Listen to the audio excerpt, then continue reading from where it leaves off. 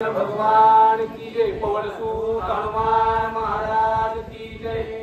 गातली श्रीरामाची आन तर्या सत्य न बोले केल्या प्राण जोई पाकी माझे मरण सत्य संपूर्ण वरे पक्षी। आणि या ठिकाणी हा पक्षीराज आहे आणि पक्षीराज असल्यामुळे तो रामाचा भक्त आहे। कारण पक्षीराज कटवीला माहित आहे आपले जे प्रभू आहेत आपण ज्याची भक्ती करतो त्या जगदानंद कंदाची आपण जी भक्ती करतो की भक्तीला या ठिकाणी कसल्याही प्रकारचं गालबोट लागता कामा नये।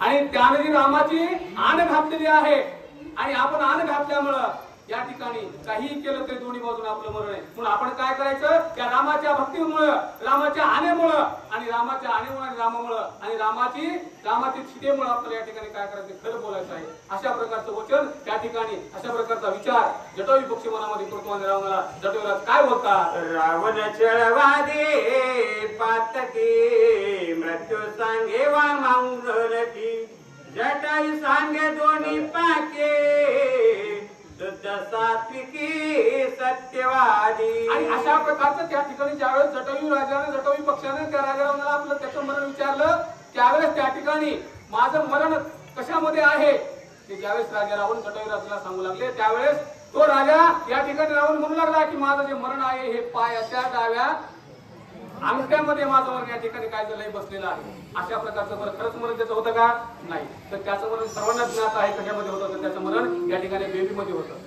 आणि अशा प्रकारचे खोटे अवलंबना त्या ठिकाणी कोणी केली राजा रावणाने केली। कारण या ठिकाणी सद्भक्त आहे जो सद्भक्त असतो जो निस्सीम भक्ती करतो त्या ठिकाणी आपल्या भक्तीला कसल्याही प्रकारचं गालबोट लागू नये म्हणून आपलं जे खरं वचन आहे आपलं जे खरं बोलणं आहे तो खरं बोलतो। परंतु हा जो राजा रावण आहे हा राजा रावण या ठिकाणी काय झाला खोटं बोलला खोटे त्या ठिकाणी ते काय सांगतात जटळपण्या देखा देवा मनुष्य नक तव हातातळी आले पांक निसंक उपटिले। आणि अशा प्रकारे ज्यावेळेस राजा रावणानं माझं मरण या ठिकाणी डाव्या पायाच्या अंगठ्यामध्ये आहे असं सांगितल्याबरोबर त्या ठिकाणी काय आहे दोघांचं युद्ध चालू आहे।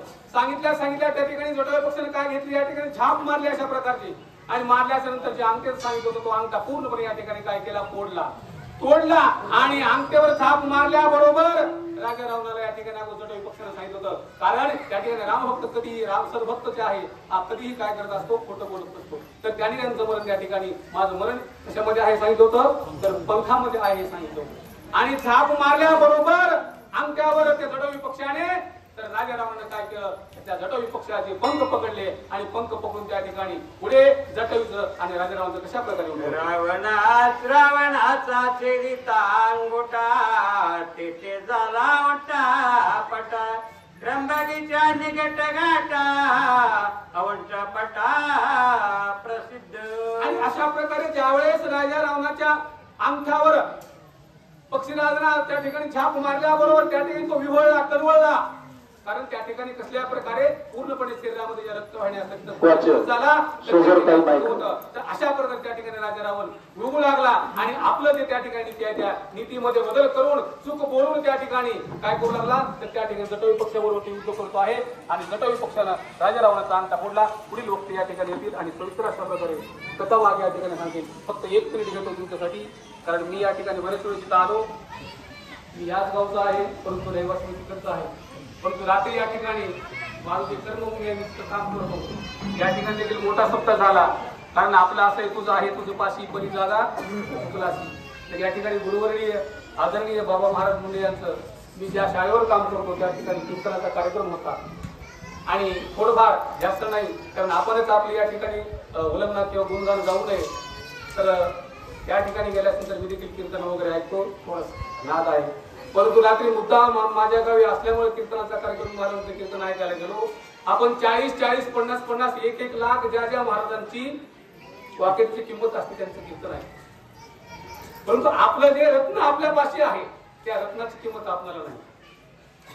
मला हे सांगायचं आहे की बाबा महाराज जे आहेत हे जे मी मोठमोठ्या कीर्तनकारांचे कीर्तन ऐकले बाबा महाराज सातारकरांचा ऐकला तुमच्या आपल्या गावामध्ये बाबा महाराज गिरगावकर राहते पाटील महाराज त्या कीर्तनामध्ये त्या रात्रीच्या कीर्तनामध्ये मिळेल रेकॉर्डिंग केलं असतं आणि तो वाजून दाखवलं असतं तर तुम्ही म्हणलं असतं दोन्ही कीर्तनामध्ये काही फरक नाही. असे आपले या ठिकाणी गुरुवर्य, वंदनीय, आदरणीय, परमपूज्य बाबा महाराज मुंडे या ठिकाणी या गावाला लाभले. हे आपल्या पूर्ण गावाचं आणि पंचकृषीचं काय आहे साध्य आहे आणि त्यांची जी कीर्ती आहे, त्यांचं जे वर्णन आहे कीर्ती ही पूर्णपणे या ठिकाणी आपल्या पंचकृषीमध्येच नाही तर बाहेर जगतामध्ये, बाहेरच्या राज्यामध्ये देखील या ठिकाणी काय झाले जाऊ लागले आहे. त्यांचं आज किंवा उद्याचं कीर्तन या ठिकाणी कर्नाटकामध्ये आहे. असे त्यांचे कीर्तन मोठमोठे व्हावं असे मी आपले ग्रामदैवत आहे हनुमंतराय त्यांच्या चरणी प्रार्थना करतो आणि मी या ठिकाणी